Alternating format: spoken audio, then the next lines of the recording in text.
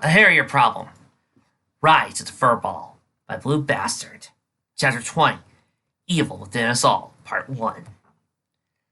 As the train chugged its way up the mountain, Raspberry Barrel was dead silent, her unfocused gaze looking out the window.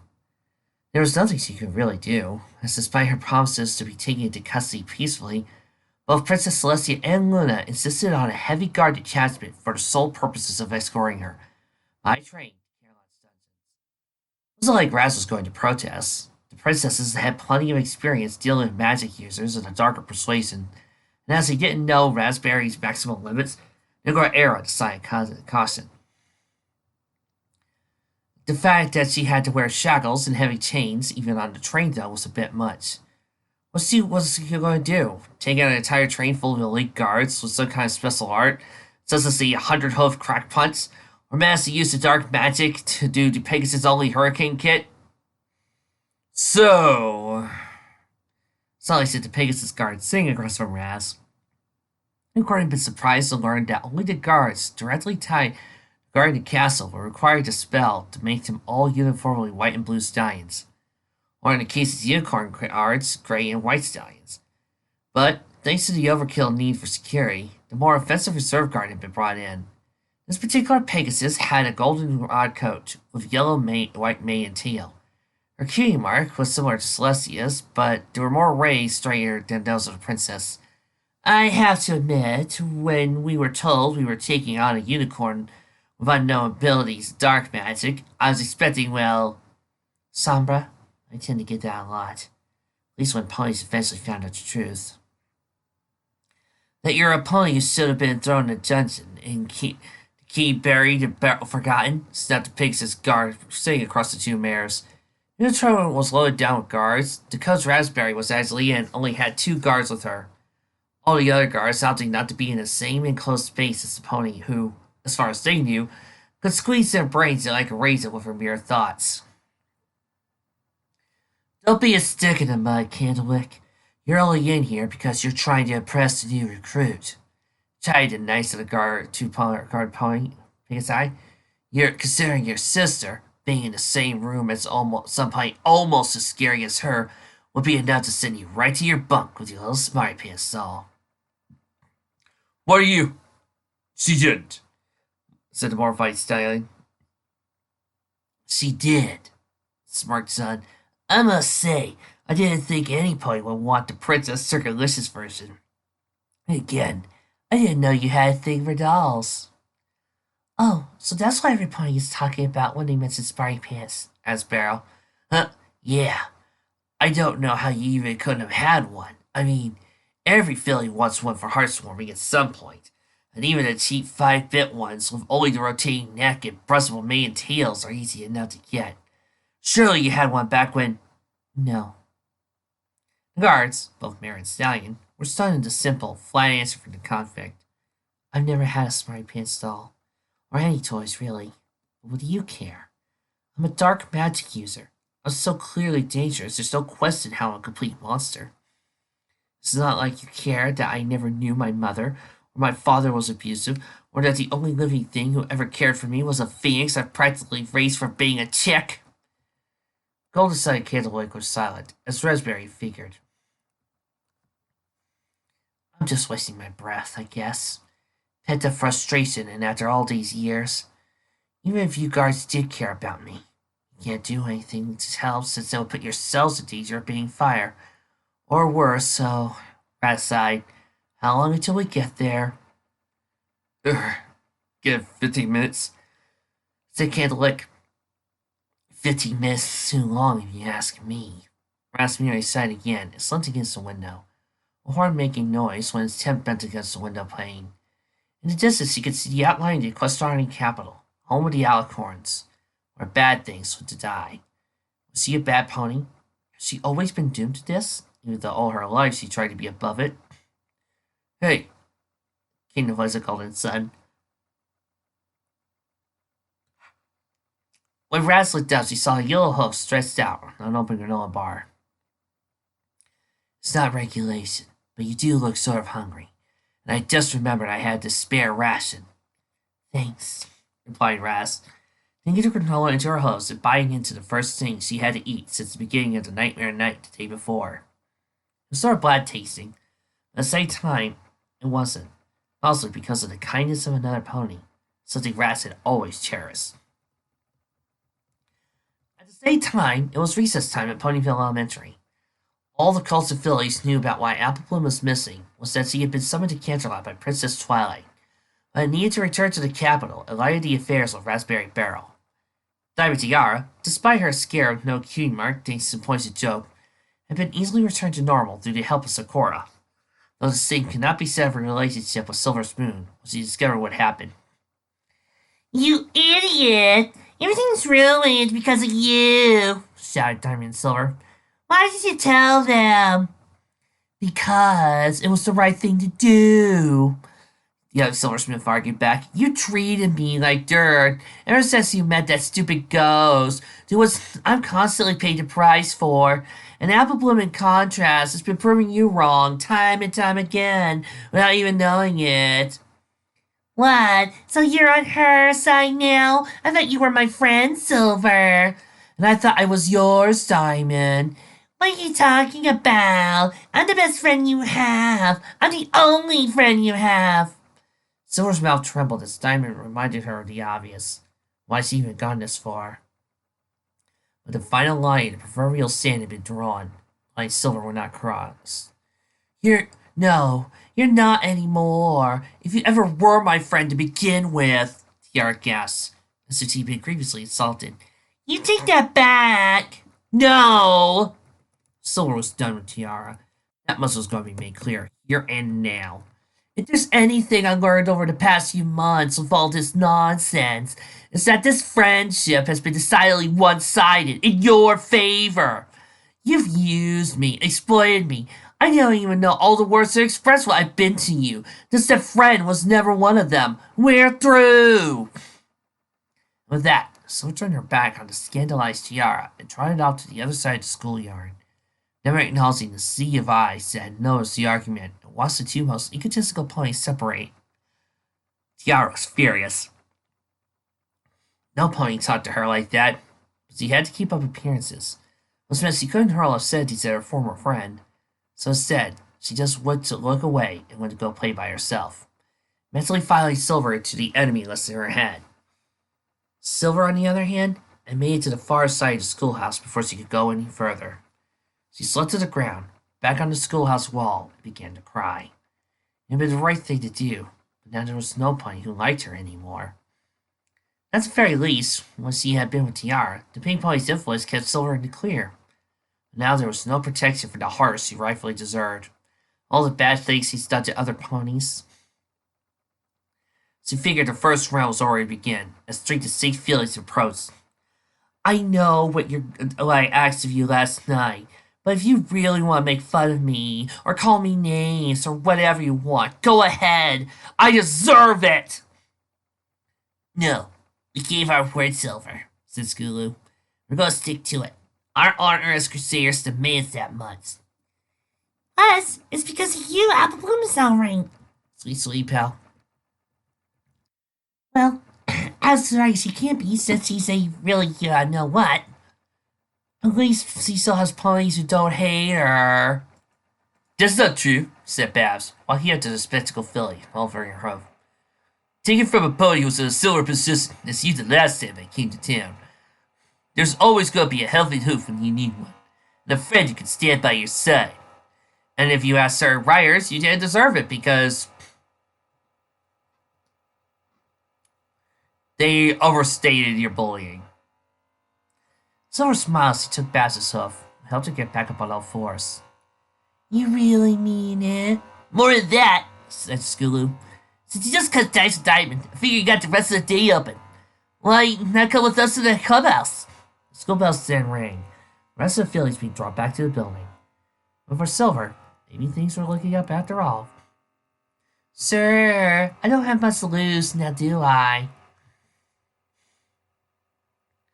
Heliodor was, in a word, unhappy. He did not understand why he was left in a cage, which was behind some door, in front of which stood very bored guards.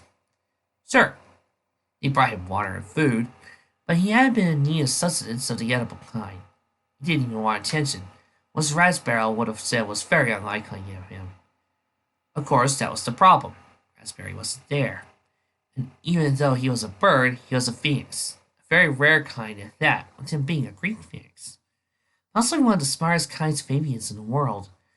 They had incredible memory. It couldn't possibly learn speech if the evolution had given it vocal cords. But Heliodor had been able to talk, and he would have cried out for his mistress. For as much of a capable bird of prey that he was, Raspberry Barrel was what defined the world to him. He had been the one who saved him from certain death as a mere chick. As to recall how in the sea of chaos he had been born, it was her who was the reason he had ever seen the sun. She had been his protector, his caretaker during those frightful first weeks, helping him regain the courage to fly and be free as needed be. But at the same time, he had seen how she needed protecting too. For a while, he didn't understand why it was clear other ponies didn't like her for some reason. They wanted to hurt her like those things in the cave had, but she didn't have any kind of overseeing figure to defend her, like she had been for him. So he resolved to be that figure. Even though she had assured him that everything would be all right, he wanted nothing more than to take his perch to her horn, physically touch her, and have every assurance she was all right. He jumped when the door was suddenly opened. He knew instantly he wasn't the pony could need him as much as he needed her. The guards were also strangely not at their posts, but no more could be determined, as the pony who came into the room with him hit him with a sleeping spell, causing the poor phoenix to slip to the bottom of his cage. "This is no place for a beauty, now is it?" said the unicorn. And a large cloth he brought dripping over the cage before concluding the telekinesis. "Nor is that place next to a filthy unicorn, which is to use the dark arts for her own gain. You'll be under my care, since at least in my possession, you'll know exactly what you're always meant to be." Nobody heard the slow, sinister chuckles of the thief as the door was shut, crime unseen. "Hey, wake up!" As Groggly opened her eyes, rubbing the sleep from them with her right hoof. It had been an easy night, of course. Then again, the entire yesterday had been the third worst day of her life. Having been marched like a prisoner of war, though more out of the fact it had been hard to walk a leg irons into the credit of the golden sun, the guard mayor had asked the platoon leader, Shoeshine, to remove the irons on the ground. It was incline. He refused, of course, so as the crowd of thousands watched, a lone unicorn marched from the train station under heavy guard all the way to the dungeons. It's almost comical how the actual dungeon cell was far better than Raspberry could have hoped. A simple cot with an uncomfortably stiff mattress and a down pillow missing most of the down. A window overlooking a canyon just next to the mountainside capital, with even an enclosed bathroom that was actually pretty clean, so inmates could do their business in peace.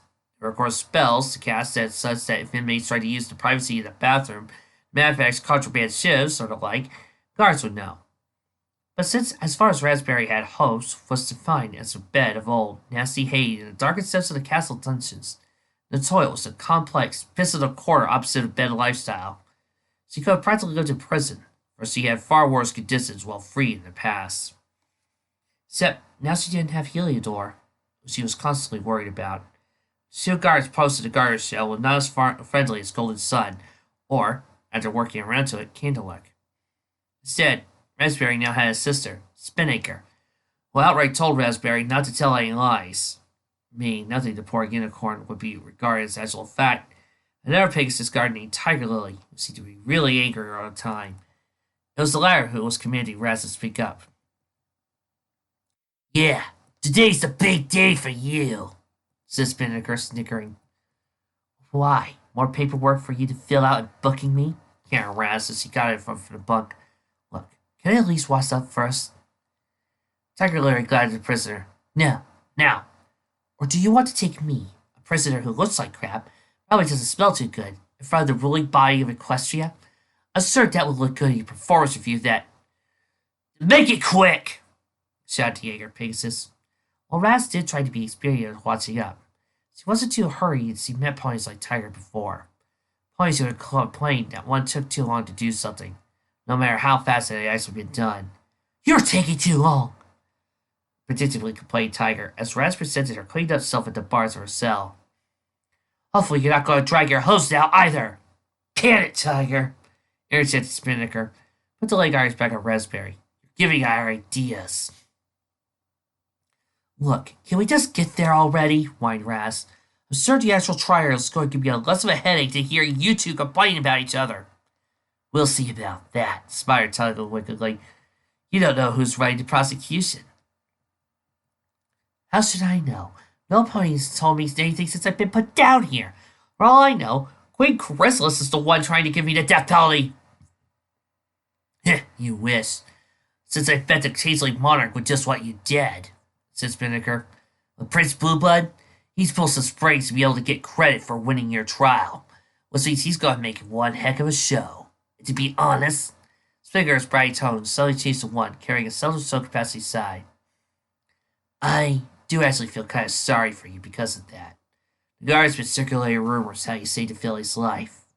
I may be a bitch sometimes, but even I know the princesses are overreacting to this, and Blueblood shouldn't be involved. Yeah, but at least there is a good side, added Tiger, who changed her tone to be more friendly. Apparently, Princess Twilight pulls the strings of her own, so your public defender is Prince Shining Armor. It's going to be ugly with Blueblood trying to rip you a new one, but at least you have the old guard and the current Prince Consort on your side for this. Oh joy, moaned Raspberry. As usual, hated being the center of attention, especially when opposite sides leveled heavy artillery, specifically to catch her in a crossfire. At the very least, could you tell me if my pet Phoenix is alright? He's probably worried sick of me, as much as I'm worried sick about him. Tiger and Spinnaker exchanged brief, nervous glances. Neither of them was going to tell the pony who used dark magic with ease what had happened.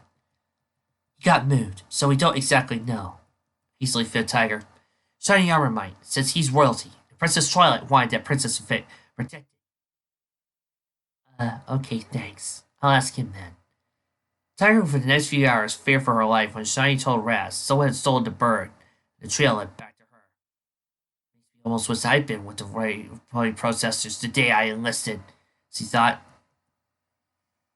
I guess I should have listened to you, huh, Katie? So Shiny, struggling with the crest of his dress uniform. It's on Sombra, but you have every right, Shiny, replied the love avatar. Her magic joy has oriented to ornament correctly before she strode over to peck him on her cheek. After all, I had been stupid at the time of having put myself in that room full of dark magic. But this, it's gotta be some all the trouble we put into protecting the Crystal Empire from personification of dark magic, only now to have my sister practically beg me to play defense for somebody just as powerful as Sombra. Just because I said I sensed her power like that, Shiny, doesn't mean she actually is as powerful as him. Katie, the guard recovered the crystals that had formed in Ponyville in the aftermath of what happened to Spike. Was no doubt Blueblood will use as evidence. I was able to see them, though. The fact is, they are, honest to your aunt, the same kind of crystal formations Sombra was making sprout all over the Empire. Kate's bulk. Surely you're not serious. Shiny shook his head. I'm afraid so. There have been numerous cases of rogue unicorns trying to use that forbidden art between the return to the Crystal Empire and now. Not one of them has anything in after-action reports mentioning dark magic on the scale above abnormally powerful elemental spells. Really, I'm just relieved this Raspberry Barrel surrendered on peaceful terms into that mess of Ponyville. Oh, now you're giving me ideas, replied the sultry Alicorn, slowly walking up to her husband with an exaggerated gait. Let's see what you define as peaceful terms later tonight. You make that sound like a bad thing, responded Shiny in some seductive tone. His lips suddenly finding themselves touching hers. It was almost certainly he could have gone further if there had been not a sudden knock at the door. Quickly breaking the kiss, Cadence looked away from the door to hide her blush. Shiny quickly composed himself and responded, Come in! It was what sounded like mumbling outside, before the door opened and Tiger Lily entered. It's almost time, Your Majesties. Spinnaker and I have brought the prisoner, as you requested, although. Yes, it's the loyal thing that I shouldn't be here for. I'm probably need in the hall anyway. See you soon, hon. Case keeps signing one quick kiss on the lips before she made for the hall that the trial would be held in. CEO was gone. Spinnaker brought in a nervous Raspberry. I should warn you, and the policy's offense. Tiger suddenly whispered in Shiny's ear. The soldier told her that you had her bird moved to a secret location. You what? Answered Shiny quietly enough. As Raspberry was listening to something Spinnaker was telling, wouldn't hear. You're her defense lawyer. I figured you knew how to break the news to her better. Plus, she's really torn up about having been separated from her pet. If she's supposedly as powerful as Sombra, and those wards to put on her horn to keep her magic ball up aren't reliable enough for either Spinny and I to risk our lives on. Plus, your special talent is abjuration. You're a better suited for dealing with her when angry than two Pegasus guards. Let's just hope for your sake my sister was right, and that this Pegasus filly was as violent as Fluttershy. Tiger nodded, dissolute. Spinnaker followed suit, before the two exited the room. Will it just be Shiny and Raspberry inside, with two Pegasus guards on point just outside? Shiny was still capable of fire. After all, he had been guard captain. He didn't let ponies move up to rank simply by kissing the plots of superiors. So, you're the one all this trouble's about, Raspberry Barrel, right? Raspberry nodded but said nothing. Okay, Miss Barrel. I'm assuming you know about what purpose this meeting is. Defense Council? She stammered, clearly uncomfortable being in the presence of shining armor. While he's far from the muscle-clad hulks of stallions like Ponyville's own Snowflake, any pony could see that the Prince Consort did skip out on keeping himself in shape, even though he was no longer part of the guard. Just by the subtle curvature of his muscles and forelegs, Raspberry figured he could snap her spine in half if he wanted. So she was shocked when his horn lit up and the leg iron spontaneously fell off. He seemed uncomfortable in those. It's also harder for ponies to sit in them. I remember this one time when we had this new recruit, Define Wind, who was a real prick. I thought it'd be funny if he was a commanding officer, who happened to be me at the time, woke up in leg irons. Never did figure out how he acquired them. Then again, I don't think he ever figured out how that morning he ended up locked on his legs instead of mine. Barrel's mouth made an L shape. Did you know he was going to do it beforehand? Nope. Back when Twilight was such a filly, she and the babysitter, Cadence, liked to pull that prank on me all the time. Though not with actual leg irons. So I ended up developing a key sense when someone's trying to bind me up while sleeping. And picking the locks was easy. I got really good at it, just to impress the Orcs and OBS group back in high school. No, laughed Raspberry. So I knew she had a bit about pony culture in general. She heard what was commonly called O&O. She was also a fan of Critical Role. Oh, we had to go there. Zeno once sold a bunch of small, sequine-sized gems to a group who wanted to use them to paint up managers for the game, so she didn't know much about the game itself. Just that it was hard to picture shining armor, spitting image of what all athletic ponies wanted to be, doing something like oh no. Allow me to introduce you again to Critical Role. Allow me to introduce you again to Travis William. Hey, Katie thought it was cute. And I can't argue with that, seeing as how we're happily married. Chuckled Shiny, mostly for the free rats to take a seat. While normally what Shiny was doing was frowned upon by conventional law ponies, this was an abnormal situation, and by telling a little story, he had succeeded in improving Raspberry's mood as intended. The result was her being very cooperative in everything she had to be, says, while Shiny explained what was going to happen. Right until she asked about her bird, to which Shiny had to tell her the truth. As while the instantaneous look on her face was that of a pony whose entire outlook on life had been crushed in the most horrifying way possible, Shiny could only reason it was better she found out now during the actual trial. For while Shiny merely told Raspberry that Heliodor had mysteriously vanished overnight, investigation ongoing, Blueblood was going to ride Heliodor's absence on a cart of scathing accusations leveled right at Raspberry. It was small solace, as Shiny knew it was going to be instantly difficult to justify a defense when he, one who had been needed to help his wife protect the Crystal Empire, was now defending the most evil kind of magic known to ponykind. The trial of Raspberry Barrel was imminent. The Grand Hall was packed to capacity. The only ponies missing were being the princesses. You know, the sad part is I can't do my Ace Attorney Judge voice for this. The prosecution and defense teams were in place. Raspberry looking like an absolute wreck, and Shiny being completely expressionless to hide his own worries. While Blueblood looked like a predatory bird about to dive bomb on a particularly helpless meal to be. The 5 non-alicorn element bearers, being treated as if they were truly of royal blood, had been given one of the 2 private boxes close to the floor where all the action would take place. For Apple Bloom and Lightning Dust, however, they were not granted the same privileges and were stuck towards the back of the crowd. "I'll out this," said Apple Bloom. I don't like it one bit. Neither do I, agreed Dust. But we don't have any power to change it, do we? Shh, quiet, said the guard assigned to watch over him. It's about to begin. Indeed, the guards stationed all over were beginning to tell the crowd the same, evidenced by the gradual onset of silence. The room was dead still as the princesses entered the far right in order from shortest to tallest, taking the second box seat. More importantly, Twilight was seated as close to her friends as possible, such that if the need arose, they could use the elements of harmony to stop any threat. At least, that was the given story as to how they had the elements still. The real elements had been returned to the Tree of Harmony deep within the evergreen forests. But in order to prevent public outcry over the loss of Equestria's most powerful defense, it was secretly decided to create duplicates that looked like the real deal. In truth, totally useless to the event, a major disaster actually happened. But the hope was the success of Equestria's 6 most powerful artifacts being present would be enough to prevent such problems from occurring. This is before Rainbow Powers, so thus they haven't learned that the power had been them all along, and that they always had the power of the elements, and that the elements were just something that focused their inner strength, but they won't learn that until the season finale. And the series finale, if you ask me. Once the princesses were all seated, the Honorable Judge Powered Wig came in from the left side, took his seat at the highest point in the room. Do we really need a judge? I mean, we got Celestia right over there. Clearing his throat, he addressed the princesses. While he was the highest authority in the Equestrian legal system, he still had to answer to the princesses themselves, or there to ensure the trial went smoothly, especially considering the nature of the offenses of what they described to be a very long list. Oh boy, I get to use this voice. Princess Celestia, Luna, Cadence, and Twilight, the court is now prepared to you and yours oversee.